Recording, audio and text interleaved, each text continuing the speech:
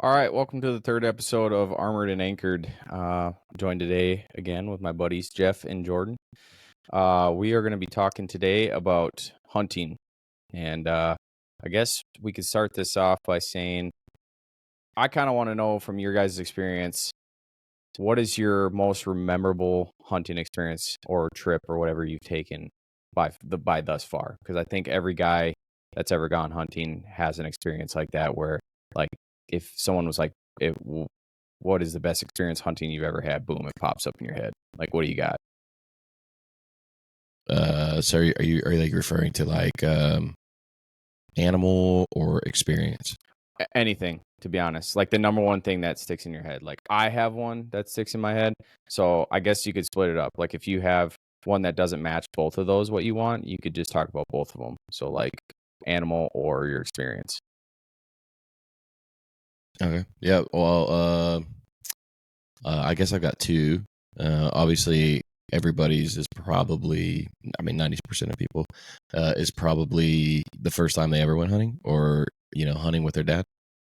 I don't even remember how old I was. Honestly, I don't remember. I couldn't give you a date, time, place.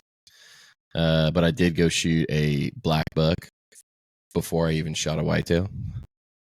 Perks of my dad's company having a exotic ranch to take out customers Like a black wildebeest or a black buck.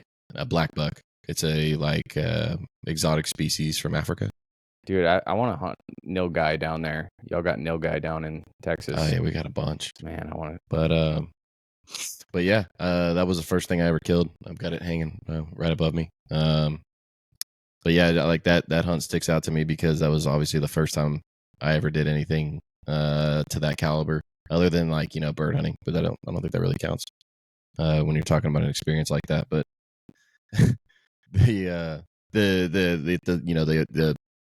the whole experience of that was definitely memorable because you're with your dad. You've seen your dad do it. Heard your dad and his buddies cut up about it, and you're like, all you want to do as a little boy is like, dude, I want to do that. Like, I heard my dad swear and drink beer the entire time. Yeah, I want to do that. But that one, great dude, great time. I mean, it was a little ranch called Little Bear Creek. I say little, but they're probably sitting on 1,500 acres at least. Texas. Hang on. Yeah, no. These things are ugly as hell, dude. A black buck? Yeah. I'm gonna look that up. I gotta. Dude, they're so good, man. They're so good. But look, Kale, can you see it? Oh man, that would be wicked, dude. Yeah, they're sick, dude. Okay, I'm adding that to my so list. they base the age off the curl. So how many curls it has, like that's usually you can gauge the age off that. Oh, dude, that's dope. It looks it's like a cross between like an impala and a kudu. Very similar, yeah. That's wild, dude. So everybody like that wants to hunt them seriously. They want to go out and get like a 3.5 to 4 curl. Like that's what you're looking for like a trophy, right? Anything 4 and above. I don't think there's 5. Not that I've seen at least. But if you got that 4th curl going into 5, like dude, that's your moneymaker right there. So it's very similar, like bighorn sheep. That's how they count. Their games was how big of the curl there is and how many rings are on the horns themselves. Yeah, that's wild. So yeah, that one sticks out to me experience wise. Another one that is right up there with it was whenever I took Jace, my son, with me to go dove hunt for the first time. And the first time he went, he didn't shoot. We just kind of brought him along just to get him acclimated to the environment, what goes on. Because dude, dove hunting is just like nonstop, and it can be, I don't want to say like super dangerous, but it's like you got to know what's going on, so you're not in the wrong spot at the wrong time. So we brought him the first time, and he just kind of hung out. But this last time he went and actually shot, and he hunted with my dad the whole time. I didn't even hunt with him. but it was like I could see them, you know, like there was moments of time where I just like backed off and I didn't shoot, and I'm just like watching them interact, dude. And like that's like the coolest thing in the world to see, like your dad and your son over there, you know, cutting up with each other, talking shit to each other, and then also like, you know, like the generation of hunting Yep. that I got to experience, he's now experienced with the person that I started hunting with. And so that whole experience, man, and those guys over at Redstone, man, those coolest guys you'll meet, hands down, coolest guys you meet, and they'll make sure that you get on the birds. So yeah, those are my two. Animal wise, I don't really have one, man.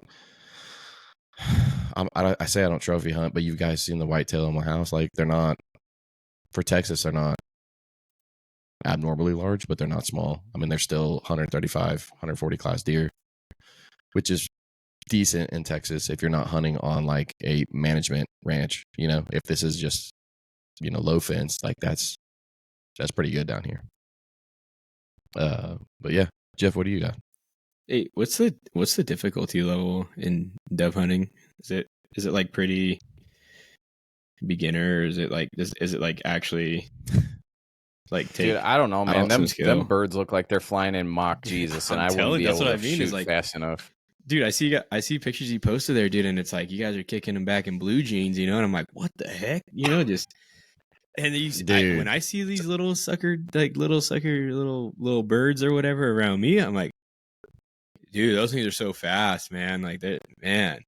My goodness. And So if you have a wind, obviously a bird's gonna fly faster with the Right, wind, right? yeah. They rarely ever fly against the wind.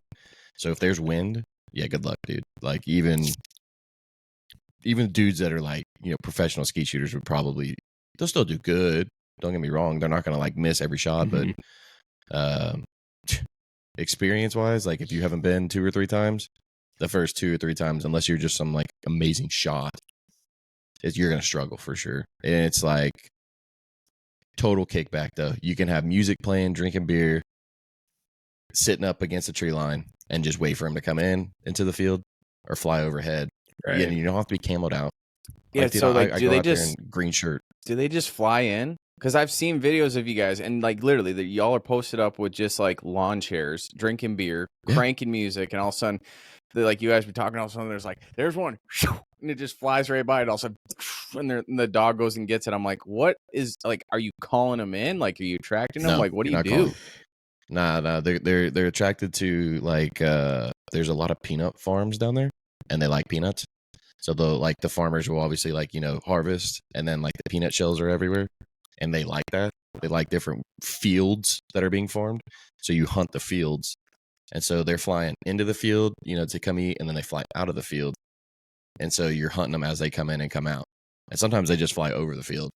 And there's times where you can like gauge it, and you'll be like, oh man, like they definitely know we're here, man, because they're not landing, like they're just going straight over your head, or they're flying high. And like I would say anything over like 30-40 feet, like you're not, good luck. Like if you hit that, you know, hey, you're a good shot. But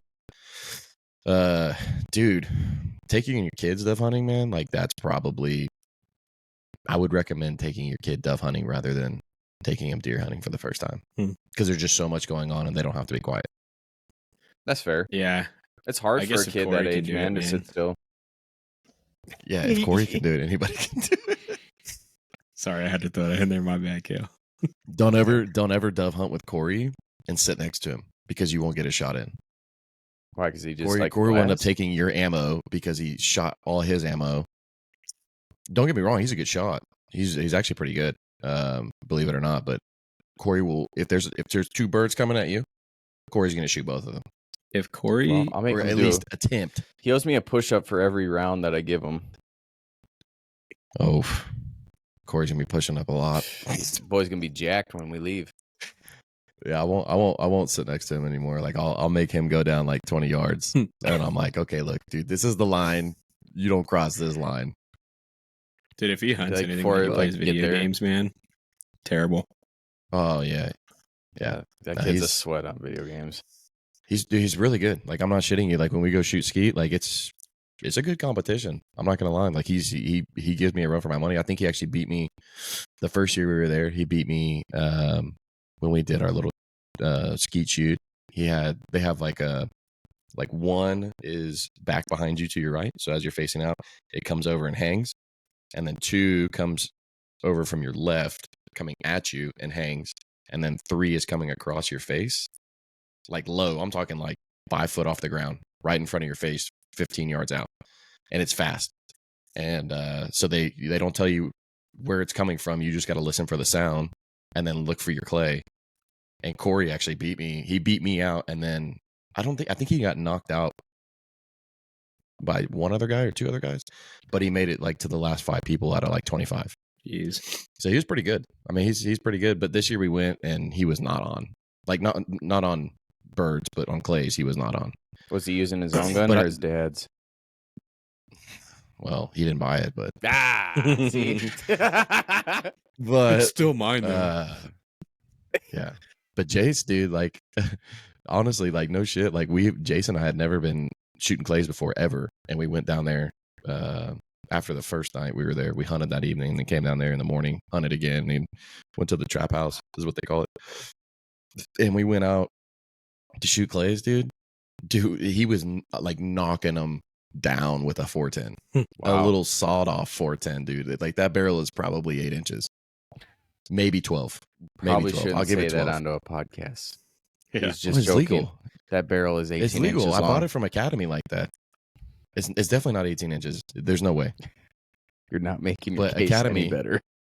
Academy sold it to me like that. So if it's not legal, take it up with Academy, bro. I'll give you the manager's number. I'm just saying. But it's a Get 'em, little boys. pump. It's a little pump 410, dude, and he was holding his own. I mean, he was. If we shot 20 clays, Jace was 15 for 20, That's good. and that was his first time to ever shoot clays. That's really So- good. I don't even know some Yeah. freaking adults that can shoot that good. Well, I mean, he wasn't shooting 3 coming across your face because it's like so hard. So he was hitting the hangers, and he was, I mean, just boom, boom. Once he got the hang of it, Yeah, but he's young, dude. Like he's super young, so he has so many more years to learn with experience in different oh yeah, firearms. So like that's good that he's getting involved. Yeah, he's in got it. a- It's good. he's got a little 22 over at his mom's house, and man, like I even have like a little Crossman here, like a little pellet gun for him. Deadly, like literally deadly with it. And he's like iron sight or glass. He can do either one. It's okay. He's gonna be a scout sniper boy. Dude, that's what I was saying. Like I was like, man, he like really excels in individual sports, like individual items that he has to like racing. Crazy. Yeah, he's gonna Shooting, crazy. He's gonna join the Navy, become a SEAL. Give me the next Chris no, Kyle. No, we're not going SEALs. What? We're not going SEALs. No. What would you rather Why? have him go? I've at? heard I've heard Bud's course changed like way too much, and now it's soft. Like not soft as in Well, like hell yeah, then I'm gonna join because I probably wouldn't have made it through if it was not soft. I listened to some of the Black Rifle stuff, and man, they were just like, yeah, it's completely different than when we went through, and they went through 06, 08, Well, yeah. and I'm like, okay, Look how much the Well, that's a Marine thick those, change. changed. was those like are the those thick are the of it. legends you heard about, right? Yeah. Those are the legends you heard about, That's true. and now these guys going through, they're saying it's way easier. Like anybody can do it. It's just mental now. Mm. So I don't know. We'll see. We'll see what he does. He needs to go to college first. He's not going in enlisted. You're gonna make him go officer?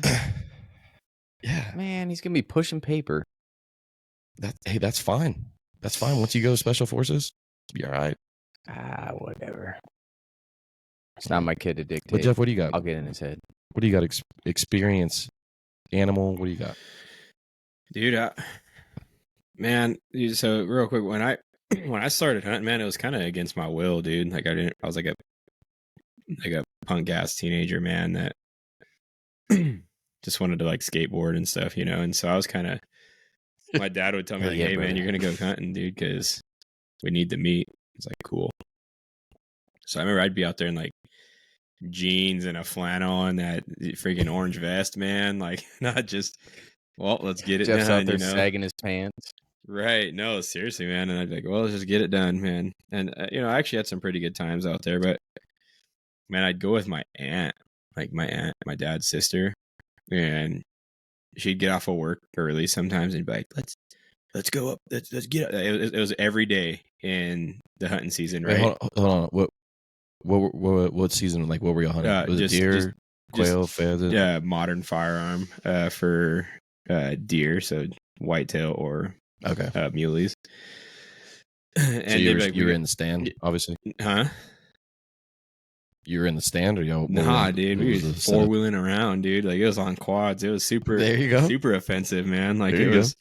We just ride around. Excuse me. We just ride around, dude, for hours, man. Just try and jump something, dude. Like, really, we were just trying to get him off of bed, you know. And like the quads were loud enough that we were able to do it that way a couple times. Sit on like openings, clearings, you know, clear cuts, whatever. Just whatever we could find that would like look that like a deer would walk through. Like, it wasn't really any like, I guess you could call it wasn't like educated hunting. It was just, we're just trying to happen across an animal, you know?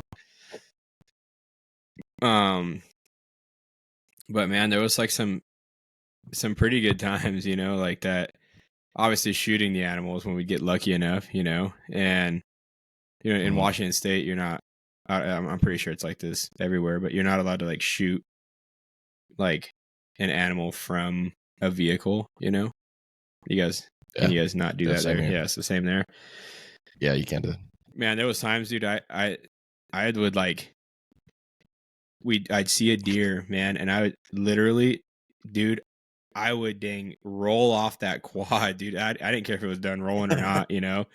I'd jump off that thing, just hit the brakes enough to stop, hop off, and I would literally jump off and just aim down and just, you know, take my shot, man, because it was like, you just never knew if that was going to be your only one that you're going to see like all year or whatever. Because up here, it's like super concentrated, man. Like a lot of people go to a lot of the same places. So like, and I guess nowadays with like Onyx and all that, man, it's just, it's bad, man. Like, you know, there's really nowhere that's unseen or unscathed anymore, you know, and it's like everybody wants to go. So this was public land. Yeah, it's all public land, man. So, but everybody thinks okay, like, let's go. We're going the farthest out, you know? And so if everybody's trying to go the farthest out, then it leaves all the close stuff that's actually better, you know? But anyways, like there was a one memorable time, man, like I'll keep this short and sweet, man, but it was one of the first times that I felt like fear in the dark woods, you know? I shot, dude. Yeah. Dude, I shouldn't have done it, man. We're driving. We're like, hey, let's just drive up this one trail. We'll check it out. We're on the quads. We're honestly, dude, it's like 15 minutes of light left, you know, and we're getting ready to pack it out for the night. And we drive up this one trail, and I just like look up like this hill, and there's a freaking like forked horn buck standing there, and I'm like, oh, dead. You know, like I didn't care, because to me, when I was a kid, right, and I was hunting, that was my ticket to not have to go back, right? Is if I killed my animal, right? So I look up and I'm like, there it is, dude. That's Jeff said he's punching his clock, dude, right now. Punching it, dude. Just like, and so man, I can end this day, right? Quick. Yeah, dude. Shoot this deer, right? And like I'm looking around and I'm like, dude, it's dark out here, man. Like it's like when I feel like when I pulled that trigger, it got dark out, and I'm like, oh my god. So I hike up this hill, right? And I'm with my aunt, and we hike up this hill, and like I find the initial blood spot, right? And so we're looking around. I'm like, okay, there's blood there, blood there, blood there, blood there, and it's like leading towards like this steep drop off, man. Like, and I'm like, there's no way it went down that way, you know? So we're within like 20 yards of this drop off, and I lose the blood trail, and I'm like, like, where's the blood at, man? Like, there's no way. And I'm looking down this thing in the dark, right? And all I can see is like just like treetops below me, you know? And I'm like, dude, that is steep, man. Like, there's no freaking way I'm going down there at like not even daytime, dude. I'm not going down that, you know? That's how steep it is. And so I like look at my aunt, and I'm like, well, what do we do? You know, I just shot a deer, and like we hit it. There's blood everywhere, you know? Like, what do we do? She's like, well, we got to get it. And I was like, I understand that we have to get this deer, but I'm not going down there. And she's like, okay, well, what do you want to do? I was like, I'm going to go call my dad. Mind you, we're in the middle of nowhere, dude. I have no cell service, right? So I hike up to the top of this hill and I'm standing with my phone and I got 1 bar. And I was like, all right, cool. And this is like flip phone era, right? Call my dad. Hey, man, I'm up. And he knew exactly where we were at. Hey, man, I'm up here, top of this, like, at the Y, go left, take a right at the next Y. He knew exactly where we were because we'd been up to this spot like 100 times. Hey, man, I shot a deer. I don't know what to do. He's like, and he's just like pissed, right? He's like, I'll be up there. Give me an hour. I'll be up there. Meet me down at the bottom of the hill with a quad, right? And so my aunt is like, hey, so you shot this deer. So we need to know where it's at. So you need to stay up here and I'll go back to the truck and get your dad, because it was probably like a 35-minute quad ride back down the mountain, And I look at her and I'm like, you are lost your mind if you think I'm sitting up here with 4 bullets, in my pocket, right? In the pitch black on the top of this mountain. Like, no way, And mind you, this is like 2 weeks after I saw like a black bear in the same area, And so I'm just like, no, dude, you're not like, I'm not. And I don't have like a lot of game knowledge at this point, right? I'm just a kid in the dark. And I'm like, no, I'm not staying up here. And there's bears. Yeah. And I was like, well, why don't you stay up here? You're older, And she's like, no, I'm not staying up here either. She's like, she's like, oh, F that. Like, there's wolves up here, And I'm like, yeah, that's why I'm not staying up here. Well, you're a guy. And I'm like, well, you're older, like you stay here. So we sat there for like 10 minutes, just, geez, man, we're not even, like we're not staying, right? So we end up getting on the quad together, right? Front and back or whatever. And we ride down the mountain and we show up and my dad's like, what the hell are we going to do? Where the hell am I supposed to sit? Like, now there's going to be 3 of us going up this mountain on the quad, And I was like, yeah, I don't care, man. I wasn't staying up there, So anyways, we hooked it all the way back up, right? All the way back to the mountain. Literally, we go to I show him, here's where I lost the blood. My dad literally like looks right. Your deer's right there. And I'm like, what? Dude, not even 20 feet from that last blood spot. He like looked right and he's like, dude, your deer is right there. And I was like, wow, man. All right. He's like, all right, well, you got some work to do. That was the first time my dad didn't help me. Like field dress. Get my deer, man. He was like, well, there you go. And he's like, he's just standing there, just chatty Cathy with my aunt, just talking it up or whatever. And I was like, whatever, man. So I get to work doing what I got to do. Dude, the crazy part is we went back down the mountain that night, right? All 3 of us and a deer on 1 quad. Dude. Dude, it was the coolest, probably the craziest thing ever. My dad that next day was like, cause that was a Friday. I shot that Saturday. He didn't have to work. So I was like, hey, we're going back up. So I'm just like, oh man, dude, that deer wasn't my ticket out of the hunting season, like I got to go back and help my dad get a deer now, So we go back up. But the craziest part about that is, dude, when you think about like cleaning an animal and like taking it out of the woods, right? Dude, you're packing out hot meat with like predators around that are like, they're like, oh, dude, that smells like a burger, bud. Like, I'm gonna get me some of that, And so, literally in our tracks on the way back, like was mountain lion tracks, And after that, I was like, bro, oh sweet, dude. I was like, I ain't never staying out here in the dark, bro. Like, never.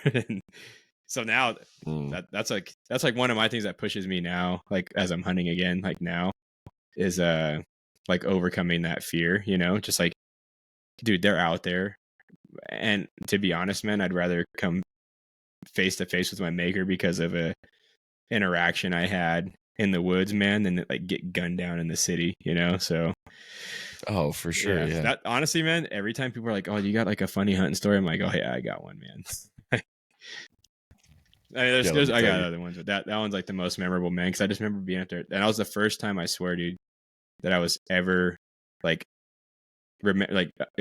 cognitive of like fear in the dark, you know? Like I was like, as like not like a, you know, when you're a little kid, you're like, oh, I'm scared of the dark, you know. But that was like one time it was pitch black out there, dude. There's no lights, there's no ambient light, there's no cities around as far out as we were. And so, dude, you're out there and you're just like, it's quiet, it's dark. And so if you stay out there alone, right, as a 15-year-old kid, Yeah, it's creepy. dude, if you heard a freaking, and the thing is there's owls out there, and owls creep me out, man. Like big time creep me out. But if you heard like a like a blade of grass flip over, dude, I'm tripping, bro. Like, no, man, not me.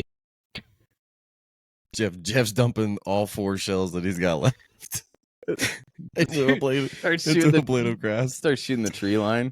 Dude, there's guys. Chill, dude. I mean, What's there's up? guys that like spike camp hunt, man. Like my buddy wants to do it. My buddy Josh wants to do it this year. We should spike camp. We'll just hike up in the mountains and we'll camp out there. And this is the same guy that I'm like, dude, we literally this last season we're within a mile of a wolf pack, and you want to go sleep out there, dude? Oh, like, no. dude, it's the funniest thing in Yeah. the world, man. You're just like, you grown ass man, and you get out there. That's the one thing though, man. Is like, oof, not me, dude. Wolves, no way. Yeah, no thanks. No thanks. Not wolves, man. What about you, What do you Kale? got, Schiller?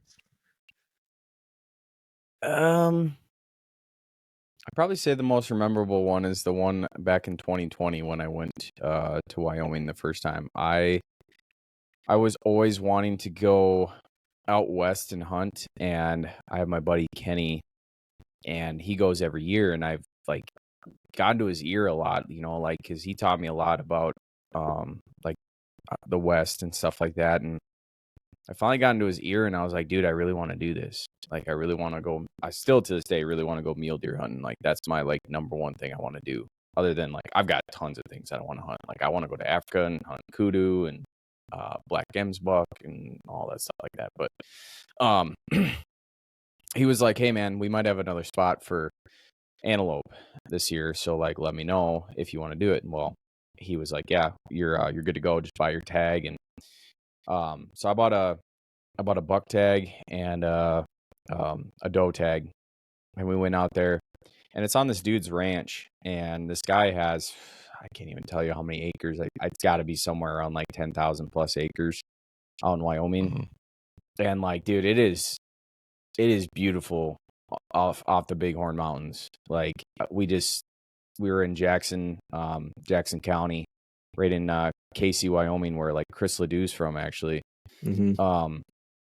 So like we would just, I didn't know what to expect. So I brought 2 Model 70s with me. And then like, I'm thinking like deer hunting, right? So like we got to be up early and stuff like that. And we got to get ready and like pack the trucks and stuff. It is a complete opposite when you're hunting antelope. It is not an early game riser. Active during the day. Yeah, no, antelope are not up and moving in the morning. So like we got up early in the morning just because the other guys had like mule deer tags. But like we stayed up till like midnight, and some of the other guys that were part of our crew, one of them actually I became friends with, who works for Vortex. So he's on a lot of the podcasts that you see on Vortex. His name's Ryan. And then we had another guy named Trapper, and then another guy named Keith. And we all went out. They stayed up till like probably 1:30, 2 o'clock in the morning, like drinking, smoking cigars. And I went to bed at like 11:30 because I was like, boys, we got an early day tomorrow. And so like, I don't even know what time they came rolling in, but my alarm went off and I was like the first one up. I'm like throwing on my hunting gear and shit. And then like the rest of them are like still in bed, like hitting snooze. And I'm like, what the hell are we doing? And then we get out there and I'm with Kenny because obviously I've never hunted this land before. And I'm like wired. So I'm like looking around. I'm like, where the hell are they at? And Kenny's just like, man, they're not going to be up for like another 2 hours. I'm like, then why the hell are we out here? But it was like, I'm like, it was just wild, dude. But the craziest thing that I saw was like in the morning, I saw like mule deer running around. So like, you know, it's just a vast land of hills. And then the mountains are right there to my left. I'm like, God, this is just beautiful. But then all of a sudden I had a nice 6x6 bull elk come just running in right towards us, like probably like 50 to 60 yards away from us, foaming at the mouth. Just, he had been running a while. I'm like, that dude, if I had an elk tag, that sucker would have been put down. And I was like hooked right there. And then I was like, I want to live here. Like, this is amazing. But anyway, like, we started glassing and we saw some antelope off in the distance. And like, anybody that's ever antelope hunt before, like, it's not like deer hunting. You do wait, but you have to stalk these suckers, and they are super, super skittish animals. So like, we waited and waited. Hey, What? question for you: Are they like in packs, or do they run solo, or They stick with herds. What's crazy about antelope is when they stick together in herds, and what they do is when they lay down, they all face outwards in a circle. So if one of the antelopes spots something that they don't like a wolf or a coyote or a hunter or whatever, it gets up and warns the others, and they all take off together. It's wild, dude. Oh God. So like, we're sitting there, I've got a picture of it on my Facebook where I'm just like, that picture where I am just sitting down. I got my sticks there with my gun laying up, and we sat there for a couple hours, and all of a sudden my buddy Kenny was like, yeah, man, we'll go to a different spot because those antelopes, like, off in the distance, like about a mile and a half out, they're not coming on this property. So I was like, okay. I got up, and we got a phone call from some buddies of mine that were in our hunting group, and they actually called us and like, hey, there's a couple antelope like 100 yards behind you guys. So like, we snuck up. I couldn't see them, and all of a sudden I look to my right, and then I hear my buddy Kenny's like, oh shit, there they are. And I look, and they're running right across in front of me, and I'm like, it's a 200-yard shot out in front of me. And he's like, get your gun up.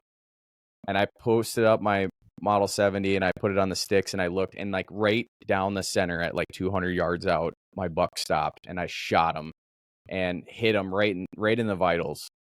And he just like walked 20 yards and just laid down. I'm like, how pumped were you in that moment? I was just like, yeah, the adrenaline came back. I didn't get buck fever, but I was just like, I did it. Like, I shot an antelope. I've been wanting to do this for like years. You accomplished I was like, what you came there for. Yeah. And like the opening day hours, I was like, hell yeah. Well, then we walk up, and then like, I'm like 40 yards away from it, and it's just like up and looking right at us. And I'm like looking at Kenny. I'm like, what do we do? He's like, I can't believe that thing's still alive. And he's like, put one in its neck. So I put another round in its neck. Mind you, I'm shooting just a standard 30-06. Like, that thing should have just crumpled, but it didn't. And we walked up, and it was a nice buck. Like, its horns were pretty nice, but it was a fighter, so it's not the greatest looking mount that I have. But so yeah, we field dressed it, and dude, anybody that's ever been around an antelope will agree to this, but dude, antelope smell like Fritos. I shit you not. They smell like fucking Fritos. I don't know what it is. What? It's a goat, so it just, I don't know. It's something with their fur, but they smell like Fritos. So like, Eddie told me that. He's like, hey, these things kind of smell like Fritos. I'm like, whatever, dude. Like, it's probably gonna smell like a deer or like a wild. No, they smell like Fritos.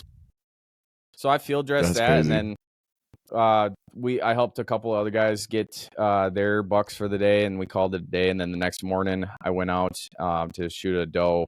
And what's crazy about antelope doe is they actually have little horns on some of them. Mm-hmm. So I told myself, I told myself, I was like, I want to shoot a horned doe. Well, I went with Ryan, and we were low crawling, and we found this herd, and I stocked up probably like close to 100 yards, got 75 yards from these does, and I pulled up my rifle. Well, mind you, I forgot to do something very important, like load the damn thing. So oh no, they hurt. I got my gun up on sticks, and all of a sudden I'm like, yep, and all of a sudden, I swear to you, to this day, the Model 70 has the loudest firing pin in the world, because I pulled the trigger. All you heard was click, click, ding, like that, and my buddy Ryan's like, oh no, and I'm like, slow. I'm doing like the slow cocking, like slowly, like, please don't move, like doing like straight up scout sniper status. And what's funny is the antelope that I was gonna shoot, she took off, and then there was one to the right, and I'm like, well, today's your day, I guess. And I just shot her with a 270 and absolutely crumbled her, and she ended up being a spike doe. So that's probably my most memorable hunt out of all. Kenny, if he listens to this, he's gonna be like, yeah, and and that son of a bitch left Wyoming that night and went home and didn't help us clean up the rest of the cabin and did all that stuff. It's like, yeah, I know, dude. So I'm very excited to go out this year too. I haven't been out since 2020, so I'm putting in for my tag here in May and going out in October. So I'm stoked to get back out there. But yes, Nice. Jeff, I would also love to come out to Washington and shoot some muleys with you. You just got to show Yeah, me it's where actually to go. it's kind of weird, man, because like where I live in Cheney, which is like 20 minutes outside of the city, like out here in the like they call it the desert, the West Plains or whatever. There's like a greater mule deer population than like up in the mountains. Like everybody wants to do like a high country, backcountry mule deer hunt, you know, and it's like Eastern Washington just is so, dude, there's so many whitetail, man. Like that's really what runs it around here. But you can still find those like mule deer, but it's just out here in the farmlands, man, like out here in Cheney in the game management unit out here. This is where the mule deer are at. And I honestly, dude, local to me, man, it's crazy. You get like there's like elk out here. There's mule deer out here. You can duck hunt, turkey hunt, you know, goose hunt, pretty much anything within 15 minutes of my doorstep, you know. So it's pretty cool. And then obviously you can go up in the mountains if you want, but to me, I'm always like, well, I can just go hunt for the day and be back in my nice warm bed, you know. But it is. Is your game wardens out there like super strict? Oh yeah, no, you got to be proper, man. You got to be like Washington's super liberal, man, and so like they're really trying to lock down on everything gun and everything hunting, anyways. So the people that are in those positions, like they don't get caught fishing without a They're license just or looking something, for a reason. you know, like you're not getting out of a ticket, man. Like in no way, shape, or form, especially when it comes to hunting, because they're trying to get rid of certain hunts. You know, like they're after our bear hunts. They want to get rid of those. They're changing up the rules. Last I heard on the mountain lion hunts, which is like crazy to me, man. Like predator season should be wide open all the time, you know, for like predator management, because they want to like protect the mountain lion population, and you're like, dude, is decimating like the elk population, you know, and people are getting like, that's like the people that released those wolves out in Colorado. Stupid. They want to reintroduce brown bears. Yeah, that's dumb. Like people are like, there's brown bears in Washington right now. Like, dude, no. I mean, probably way up by the Canada border or whatever. But like, they like want to reintroduce those, and I'm like, yeah, how many more like predators do we need out here, man? I mean, we don't have like crazy snakes or bugs or anything like that, you know. But we have all of the like wildlife predators, you know, like coyotes, wolves, lions, and then and bears. Didn't have brown bears, grizzlies, right? It's like, hey, I'm perfectly content not having any of those big old things, you know. But they want to like reintroduce those now. So what'll happen is they'll reintroduce them, and then they'll like grow to a population to the point where they're like either hurting people or hurting other game populations, and then they'll be like, oh well, they're kind of a problem now. Like, oh duh. I could have told you that, man. Who'd have thunk? Who'd have thought a mountain lion would have been a problem, dude? Like, what's because like, dude, so out in Wyoming, our game wardens here in Minnesota, like they're pretty lax. Like obviously, yeah, they check if you got your license and all that stuff and make sure that you're abiding by the laws. But dude, I was told by Kenny, he's like, hey, when you go out there, like make sure that you have your license and everything, like put it into a Ziploc bag so it doesn't get destroyed and all this other stuff. Like I'm like, oh, okay, like damn, they sound super strict. Well then, like after I harvested my antelope, I didn't know this and it makes sense now, but Kenny had told me, he's like, hey, so like when you harvest your animals and we quarter them out, and we put them into your freezer, your cooler that you brought. He goes, for the female, you got to make sure that the milk sac stays with like one of the legs. And I'm like, why? And he's like, dude, just do it. And he goes, also, do not leave the tenderloins behind in an antelope. And I'm like, okay, that's a waste of meat. He goes, some guys don't do it. Well, I got out of, I was leaving the ranch and going into Casey, and there's a DNR checkpoint there. And I was like, oh, and Jeff told, or Kenny told me, he's like, hey, you got to stop and you have to let them check. And I was like, okay. So I pulled over, and there's freaking green jeans everywhere. And I'm like freaking out in my truck because I didn't even break the law. Like I did nothing wrong, but I felt so like I'm going to jail kind of situation. Yeah. So I'm like sitting in my truck, like freaking out. I'm like, is my guns unloaded? Like, are they separated? Like, I'm like freaking out right now. And I had this like lady come up and she's like, what'd you shoot? I'm like, I harvested 2 antelope. I have a buck and a doe. She's like, where's the meat? I'm like, it's in my pickup bed. They're like, open up your tailgate. I'm like, yeah, okay. Walked out back, opened up my tailgate, like opened up my cooler. Like I was like a drug mule or something. She's like, what do you got back there? You harvesting immigrants? What do you got? And I'm like, Jesus. And she's like looking in the back. She's like, where's the tenderloins? I'm like, right here. They're labeled in a bag named tenderloins. And she's like, okay. Where's so I see you got a buck. And I said, yep, the head's right there. And then she's like, all right, so you also harvested a female? I was like, yep. She's like, where's the milk sac at? I'm like, so I'm like rummaging around in this cooler with freaking body parts and limbs from an antelope. And I'm like, oh, where the hell is that damn thing at? And all of a sudden I pull it up. I'm like, oh yeah, there it is. Just whoosh, smacked it. I'm like, yep, right there's a milk sac. She's like, all right, yeah, you're good to go. Where are you going? And I'm like, back home to Minnesota. And she's like, kind of a far drive, huh? And I'm like, what, did I do something wrong? Like, did I upset you or something? Like, I'm sorry that I went hunting in your beautiful state. Like, Jesus Christ.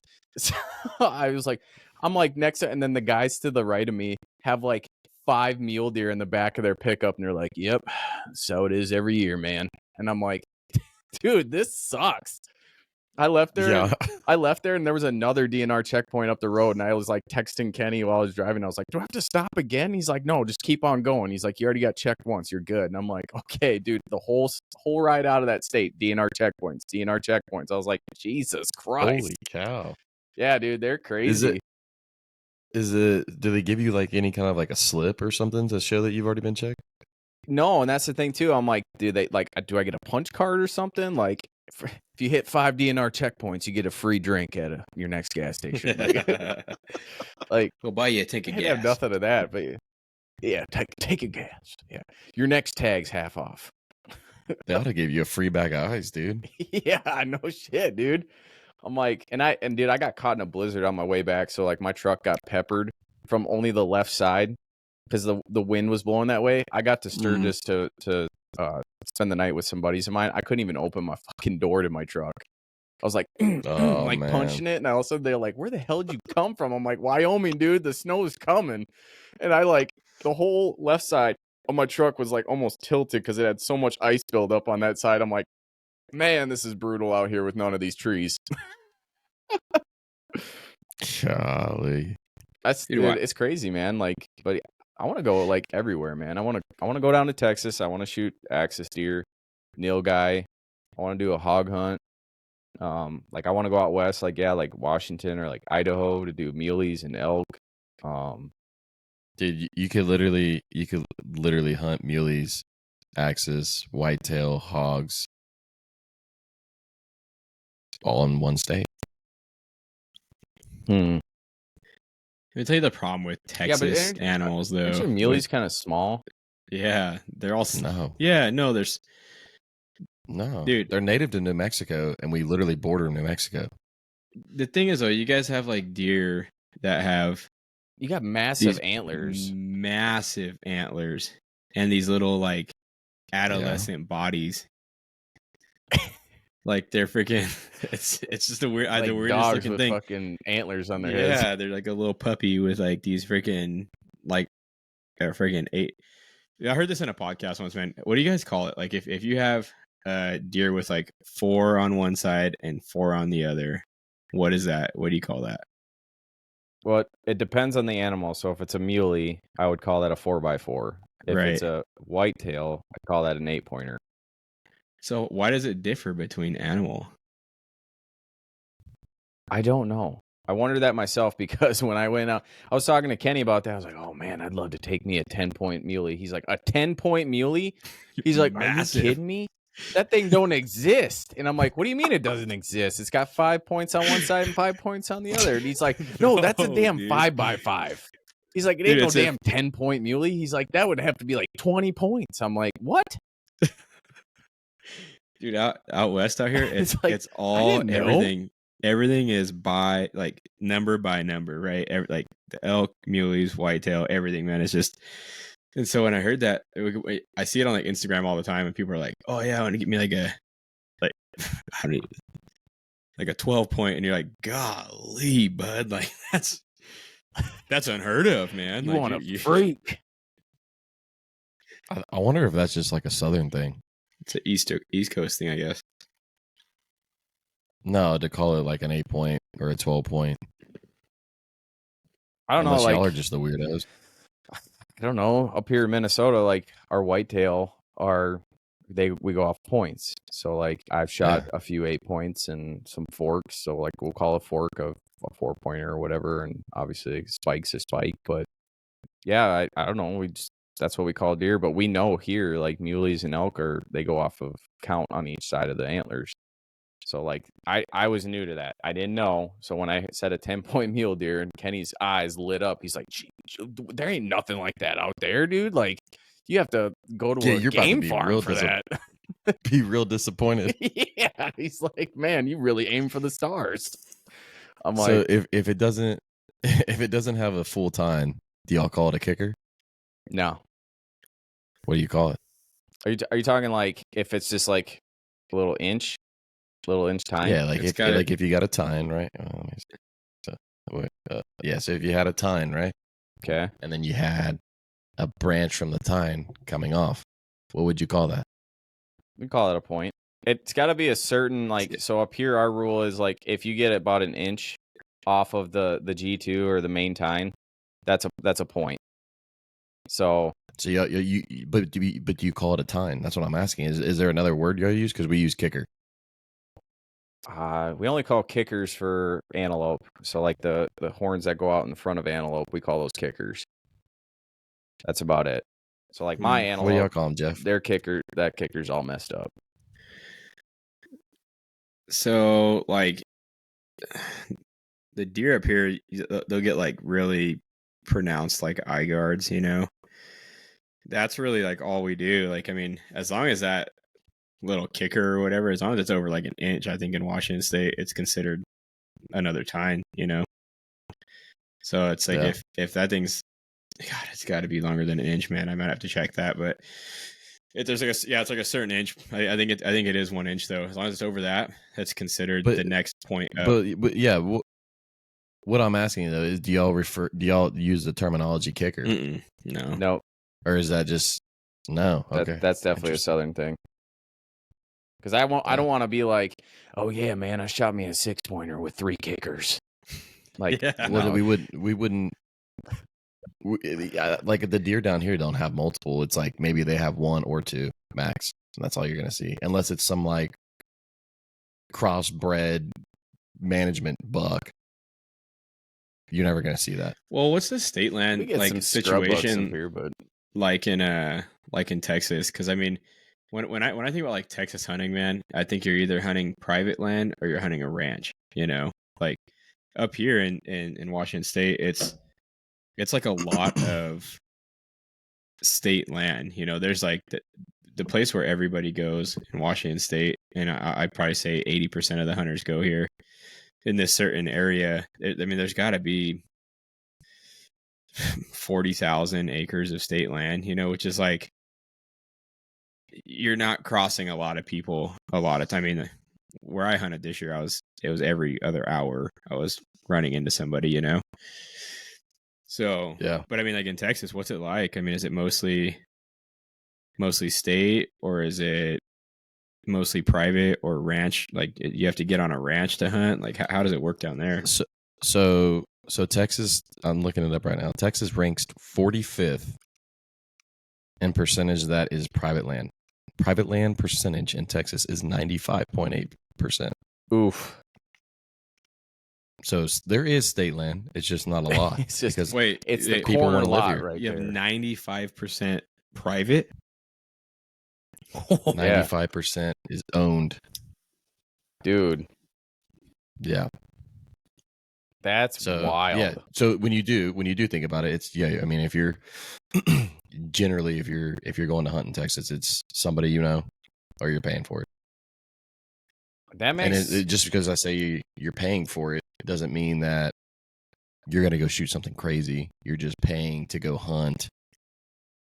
Could be a low fence. Could be high fence. So I pay a guy dude. out here. It's a cattle company, or his family runs cattle. But his payment is, I think I told you guys this. It's a case of beer and a bottle of booze, and you get access. Are you he's kidding probably me? got That's like, not bad. yeah, he's probably got 10,000 acres, and that's all you got to pay him. So, and it's Oh. it's not inclusive. It's not like really like like literally, if you just knew a person to get you to his doorstep, which is what I know. My buddy knows him. If you knew a person to get you to the doorstep, it doesn't matter who you are. You bring a bottle of booze and a case of beer, and they write you So a little card. You're telling me you could walk up on this and there could be 15 other people on this 10,000 acres? Dude, I hunted it all early season this year. Saw like a lot of bucks. So in Washington State, it's 3-point minimum for mule deer. Saw a lot of mule deer bucks, but I saw a lot of forks, man. And so the one muley I saw was like, the one legal muley I could have shot was literally like 5 minutes before dark, and I could barely see the horns in my scope. So I was like, yeah, I'm not shooting that, because I just didn't know for sure. But Yeah. it was on his property, and it's kind of, there's a couple pieces that he has that are like a little bit farther out, so you don't like, there's a couple like close ones to Cheney, and those always have a truck in them, but they're big enough to where like you can share, it's not like you just walk, and if you see somebody like an orange vest, and you're okay, all right, I'll go this way, but the times that I went out, man, I never interacted with somebody on his property. Like, I never got close enough to, hey, how's it going? I'm Jeff. Like, never. It was a lot of people hunt What are his y'all property. shooting? Yeah. What are you guys shooting, bud? No, he's a lot of people elk hunt his property. I'll say that, because they like elk and turkey. He's got a lot of turkey, and here in Washington, you're allowed 3 turkey a year, so he gets a lot of turkey hunters. Deer. Jeff, I think you would love if there ever was an opportunity to come out to Wyoming, because the ranch that I hunt on is literally this old like 1800s cabin that they renovated and updated. They put like a modern furnace in it and stuff like that, but right out front of it, about 50 yards from it, is a running stream that has brown trout in it. So amazing. We were trout fishing like in the evenings, and sometimes when we were bored and had downtime. Mm-hmm. But like, and I know you're a big like fisher, so like I was like, man, I bet that would be wild for Jeff to just go out and just catch some trout. And that's like, sometimes like that's what they would do. They catch trout, they grill them up or fry them up, whatever. And then that was their like shore lunch, and then they go out and we go antelope hunting or mule deer hunting or whatever. And it's wild. So to hear you say that you could hunt on that guy's property for just a case of beer and a bottle of booze is nuts, because I won't say how much I pay this rancher to hunt on his land, because like I respect him and I understand like he's got bills to pay. Yeah, but I pay a lot of money to hunt on this land. So if I was given that opportunity to say, hey, a case of beer and a bottle of booze, and you can hunt my 10,000 acre property, I'd be like, bud, I'll get you a case of liquor, and I will deliver a whole Coors Banquet truck to your front door. You just let me know when, buddy. Well, it's like probably like 10,000 acres. It's spread out in parcels, right? So that's what makes it. That's what's cool about it. Is there's like a 600 acre piece over here. There's probably 1,200 over here. There's a couple hundred over here, and it's like, you can go hunt my brother's house. He's got like 800 acres over there, and so it's like it's different parcels and pieces. So you're never really like, it's not everybody's at the same parking spot and goes out from there. It's like hit or miss if you run into somebody, and it's just kind of one of those things where the guys that hunt his property, like if I go hunt like the Stangling piece or whatever, if I drive by that and there's a truck already there at the gate, I just, all right, well, I'm not hunting there today, like, and you just let that person have, the dibs on it, but yeah, they're like, oh, you got to buy me a bottle of that. Like, a bottle of what? Yeah, a bottle of anything if you tell me, man. Like, dude, I'm telling you, if I had like I said, if I had the opportunity to have something like that presented to me, I'd be like, bro, I'm about to get you shit faced for the rest of the year. Just one bottle in a case. Like, no, dude, I'm going to supply you for the rest of the year if you let me hunt this place. Dude, so they're cattle guys, right? Yeah, that's pretty legit. And so he's like, he literally told us, he's like, dude, he's like, I have enough booze for like the next 10 summers. He's like, I literally, we're ranchers, man. He's like, I should be having you guys buy me like rolls of barbed wire and T-post and stuff. And I was like, what do you want, man? Name it, dude. I'll buy you anything you want, man. Like, let me hunt your land. Yeah, I don't no, own any seriously. property. So it's like, it's not state land. It's private land that we're getting to hunt, man. Like, not everybody gets that opportunity, especially not out here. Like, Cheney's pretty locked up, pretty, like, other than them, all the private property here is like pretty hush hush, like you don't get to use it unless you know somebody. It's becoming seemingly more and more difficult to find places to hunt within the United States nowadays. What's actually crazy is I priced out a South Africa hunt that I was going to go on, and that would have been with my airfare and my tags and taxidermy and everything roughly around 10 grand. So like I had the money to do it and I was going to go forth, but then COVID happened. But for me to go out to Montana or Wyoming to do like a trophy mule deer hunt, that would have costed me $7 grand alone. And that's not including my taxidermy and my drive out there and like food and everything like that. I almost had to pay the equivalency of going to South Africa to hunt like 3 or 4 different style of animals that aren't even on this continent, to hunt something that's local here or what would be considered local in that state. It's like, are you kidding me? Dude, so like when you find these deals like that, dude, I'd stick with that for the rest of your life. Like that dude's never going to have a bar tab whatsoever, period. Like, no, yeah, like a full grown 26-inch plus axis out here is going to cost you $6,500. That's just wild, dude. Like, $6,500. I don't even know how people can justify having that price on an animal like that. Like, I don't even know how you come up with that. If it's like if it's 26-inch or less, it's like $4,500 to $5 grand. Even then, dude, it's like, it's just wild to think that people are paying that amount for an animal like that. Like, don't get me wrong, I can completely understand if it's something that's kind of rare. So like my dream, my number one hunt that I've wanted to do for my entire life is a bighorn sheep. Like I want to do stone sheep so bad, but the chances of you getting drawn to go on a bighorn sheep hunt or a stone sheep hunt, you got a better chance of winning the lottery than winning that, because they only pick out like 3 people to draw that tag a year. And you can pay to go hunt them. But the last I checked, and this was back into like 2021, so I'm sure it's even worse now. Last I checked, it was like 50 grand for a stone sheep hunt. 50 grand. What are they native to? What do you mean? Like what state? Yeah. They're in the mountains, so pretty much anywhere like Wyoming, Montana, Alaska, Idaho. But they're not confined to like an area. They're not confined like, oh, you can only find them in Montana. No, they're all on the mountainside. Like bighorn sheep are also on the Bighorn Mountains, and anything that's got a mountainous terrain is going to have a sheep of some sort. Yeah. That hunt in Oregon is like, So like you get even like 2 people that get it a year. yeah, Two like people? yeah, dude. Are There's they a endangered? no, they're not endangered. I don't know why I don't know why they don't allow more people to do it because it is not an easy hunt. Like Mm-mm. you're going up mountains that are damn near straight up and down a wall. And these sheep they have the ability to jump up and get onto these mountains. Hey, just get you a 50 cal Barrett, dude. You ain't I gotta do go have nowhere. a buddy of mine that has one.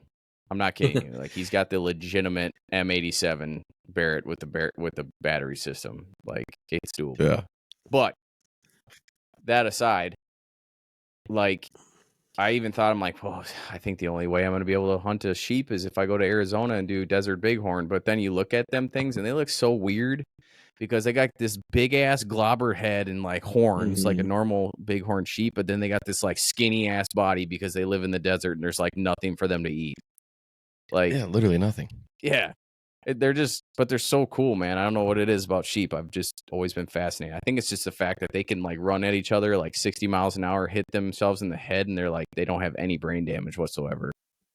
Like, My dad actually shot a Iranian red sheep the same time that I shot that black buck at that Little Bear Creek in Texas. Iranian? And that thing was so ugly, bro. And like I don't know if he kept the meat or not. Either he kept the meat and it was disgusting, or he already knew that the meat was just trash. I'm like, oh It's yeah, not them fair, things are though, man. ugly. That's like at a ranch, though, man. That's not fair. It's not the same. It was free. Yeah, that's true. The thing is that so this is the way that I've understood like sheep hunts is. So like if you're going out deer hunting like opening day, like hey, just put some boots on, get the old deer rifle out, you know, like just kind of anything you want, take out in the woods and go get it done.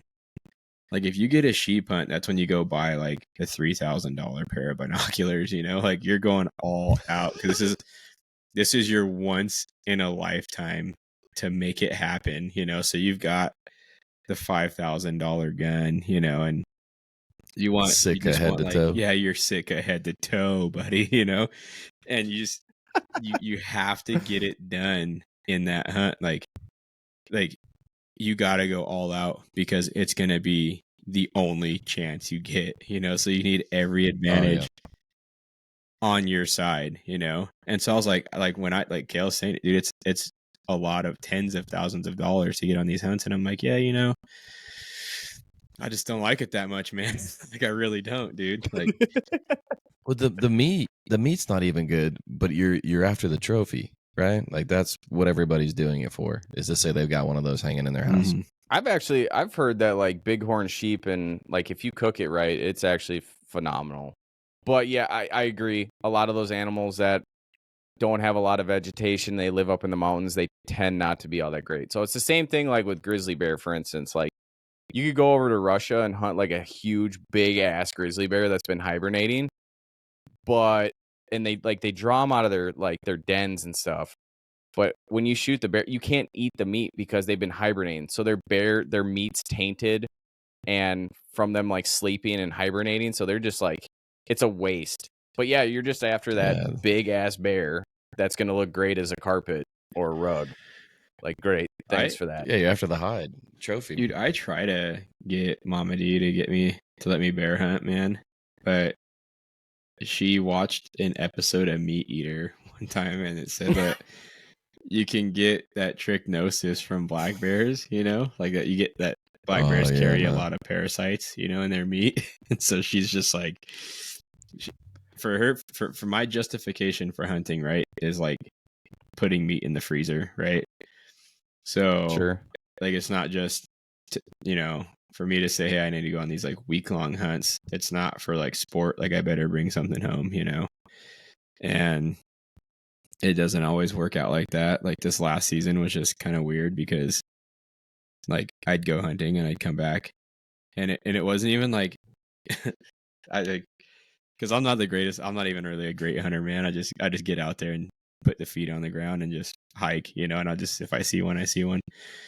And so like it stopped turning into like hey, so did you shoot one? Did you get a shot at one? And to like, so did you even like see anything while you were out there? You know, and I'm just like, dude, I didn't, you know, and so Yeah, dude, like I'm a serious. mile out, but I can't get close. Yeah, like, oh, I saw a bunch of girls, you know, and I didn't see any boys out there, you know, and so like when me and my buddy we shot like 2 shooter bucks on the last morning of the season, you know, with Oh, this is a good within story, like dude. 10 minutes, man, and so like when we did that, we were just looked at each other and we're like, dude, the impossible just happened. Will never happen again.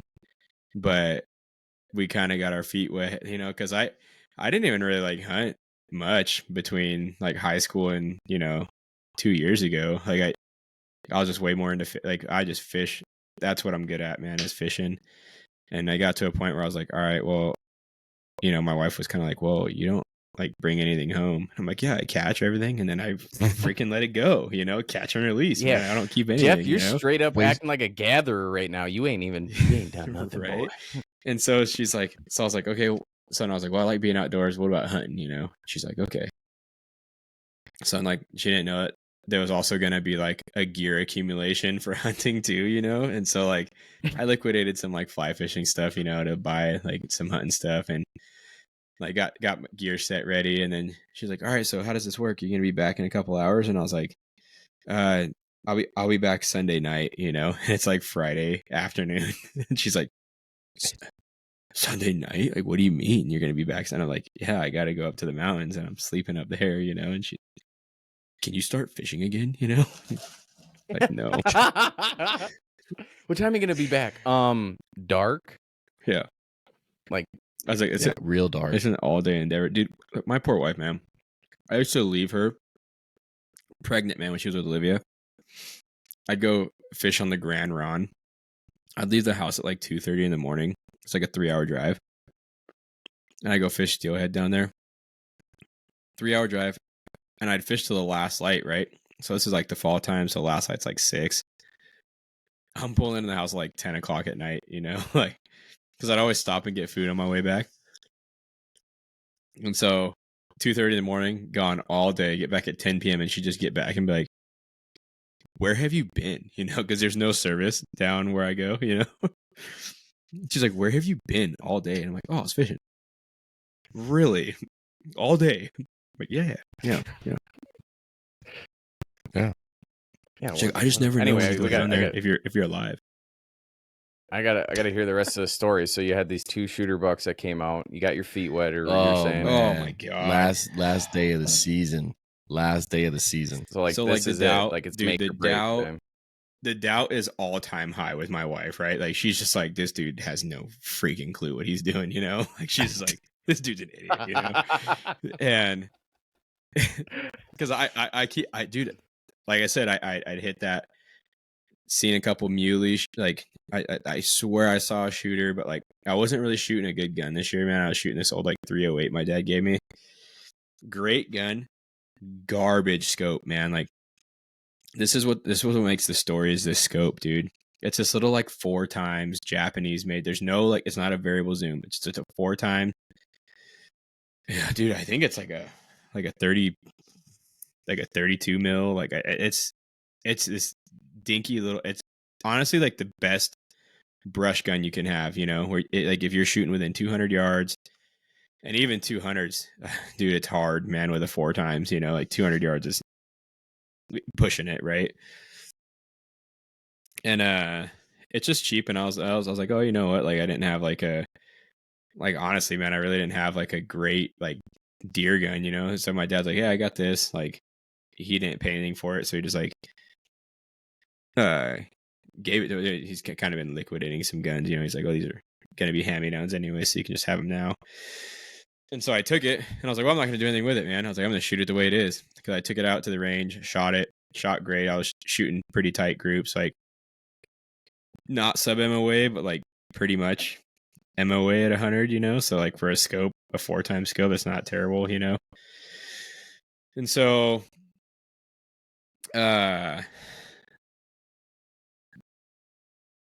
we're out on this like weekend up in the mountains, right? We're just up in this property.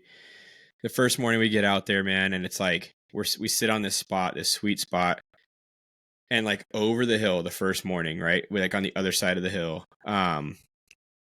Like it sounds like freaking Vietnam going off, right? Like, dude, just boom, boom, and that's like the joke about modern firearms season here. Is it's just like, dude, it's a joke, man. Like, there's so many gunshots everywhere you go.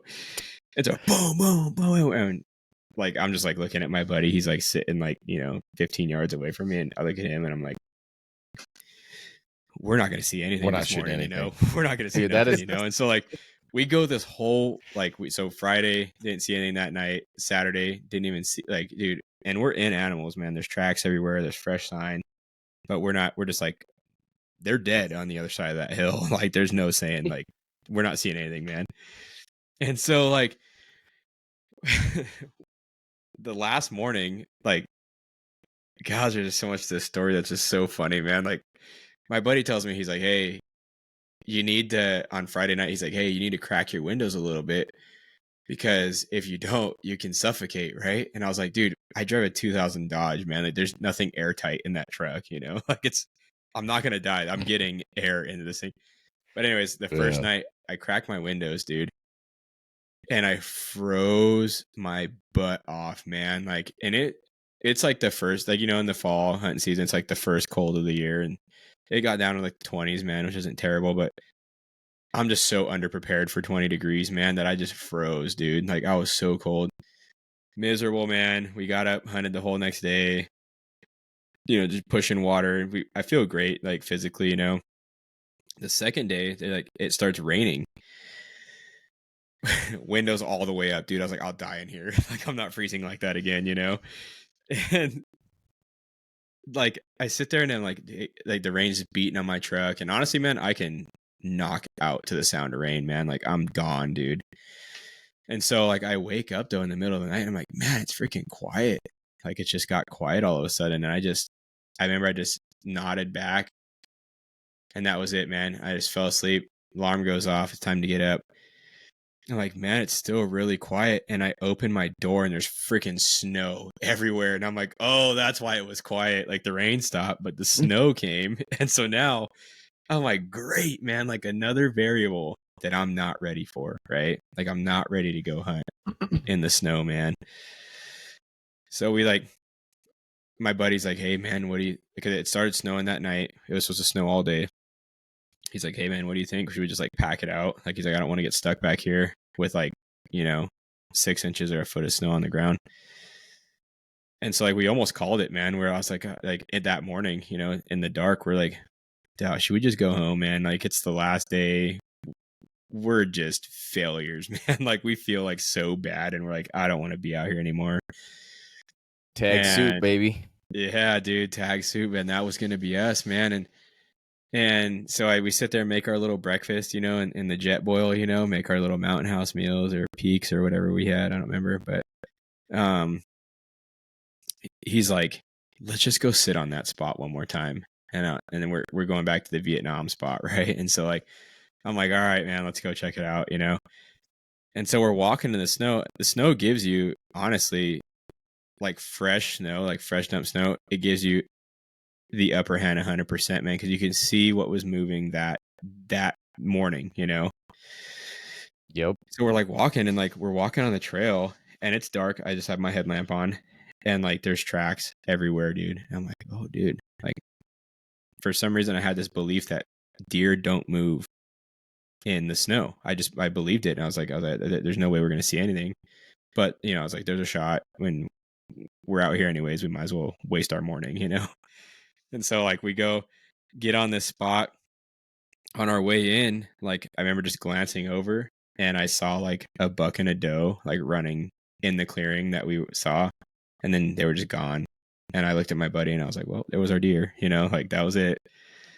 There's no way we're going to see something now because we just spooked them. And when you spook a doe, just going out in the hill, just wheezing.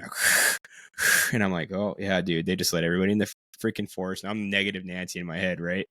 They let everybody in the forest know that we're right here. Like there's no way we're seeing anything. I was like, just call it quits, but we'll sit here and we'll be miserable. Cool, whatever. So we go and we get on the spot. We get comfortable, man. We sit down, and like the misery starts, right? Because now I'm in my head. The snow, it's like those big, like those big flakes, you know? They're just dumping down, and I'm like in my head. I'm sitting there. I'm like, I just want to go home. Like this is stupid. Like I don't want to be out here. And I'm looking at my buddy, and he's just, dude, my buddy Josh just locked in. He's just like so serious, you know? And I'm like, great. Well, he's into it. So we might as well just stay for a little bit. Anyways, like, mind you, I have this junk scope, man. So I'm like, look at my rifle. I'm like, oh, it's soaked. Nice. Lift it up. No scope covers, no nothing, right? Like, and I'm like, okay, now this cheap scope, now it's fogged and it's soaking wet. Once you get beaded water on a scope and then it's fogged on top of that, yeah, dude, you might as well just look through like a freaking fogged window, right? And so like I grab my gun, I look up in like light, and I'm like, oh my God, dude. I was like, if I see a deer, like I might hit it, you know, maybe.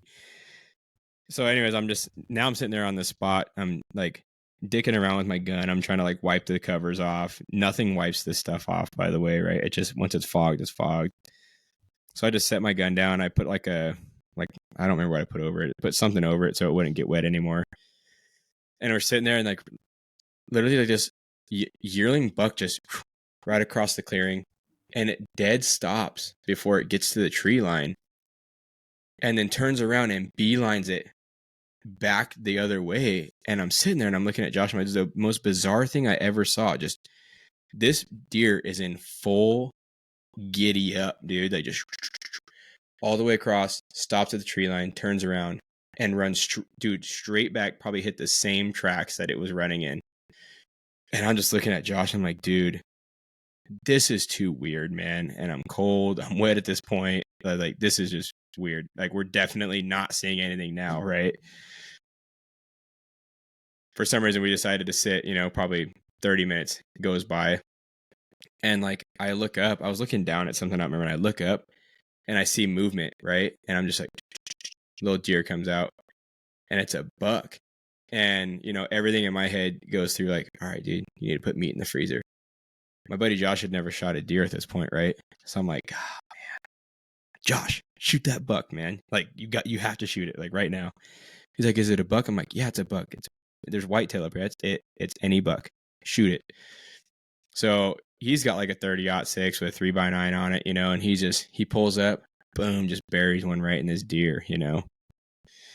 It does the whole, like, you know, the arch its back, and, you know, you could tell you hit it, and it runs off a little bit, but it stops in these other trees. And I'm like, but it's not like dead. I'm like, dude, shoot it again, you know, like we got to take something home today, you know. And so it's racks another one, boom, shoots it again, but it like went under it and missed, but it took off this time, like just bounced, dude. It went into the trees, man.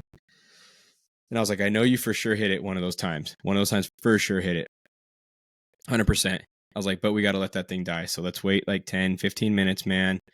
And we'll hike up that hill, and we'll go find your deer, man. I for sure know you hit it. And I thought I could see some blood in the hill through like my binos, you know, because mind you, it snowed. So you got a white backdrop. We're sitting there talking, and we're like talking at normal level, right? And we're just talking. He's like, oh, I don't want to get too hyped up. Like, you know, I feel like I hit it. And I'm like, dude, you hit it, man. Like, trust me, I know what they look like when you hit them. You know, that sucker, you hit him good, you know. And we're standing there just kind of like waiting our 10, 15 minutes. And I look up, and another buck literally walks out of the same two trees that buck walked out of.